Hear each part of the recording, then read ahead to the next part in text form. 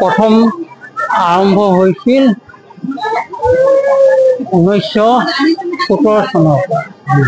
তাৰ আগতে এই নামঘৰত এই গোসাঁইজনা চন্দি দিছিল। চোৱাটো বুঢ়া চোৱাটোপুৰী ফুলেশ্বৰ ৰজা তেওঁৰ খাটলা দি ইয়াত চন্দি দিছিল এই ৰাইজক। আৰু ইয়াত আগত পুৰণা খেল ধেমালি বাৰু আদিও ইয়াত প্ৰচলন হৈছিল।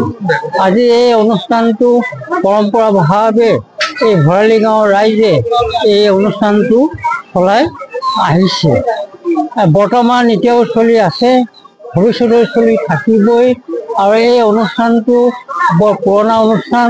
এই অনুষ্ঠানটো ইতিপূৰ্বে নীতিভেটা দৌল উৎসৱৰ ওচৰত উলিওৱা হৈছিল, কিন্তু কিবা এটা বিসংগতিৰ কাৰণে আহি আমি 2 তাৰিখে এই অনুষ্ঠানটো পাতিবলগীয়া হ'ল। এই অনুষ্ঠানটোত বহুতো ৰাইজৰ এই অঞ্চলটোৰ অৱদান আছে। আৰু ৰজা আজি তেওঁ ঢুকোৱাৰ পিছত তেওঁলোকৰ নাতি নুতুকাই আহি ইয়াত সহযোগ কৰি আছে আৰু ভৱিষ্যতেও থাকিব। আৰু এই অনুষ্ঠানটো খুব পুৰণা আৰু নামঘৰটো পুৰণা।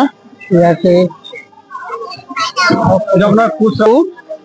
কোচ ৰাজবংশী ফুলেশ্বৰ ৰজাৰ দিনৰ গোসাঁই।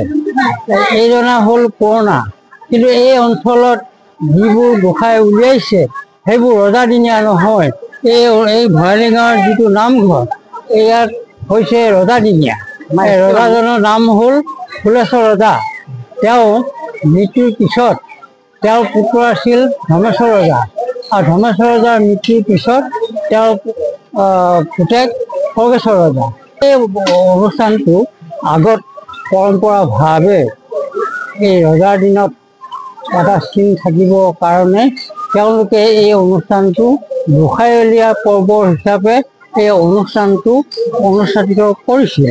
সেই হেতুকে আজি এই অঞ্চলৰ ৰাইজে, ভৰালী গাঁৱৰ ৰাইজে এই অনুষ্ঠানটো আজিলৈ চলাই আহিছে।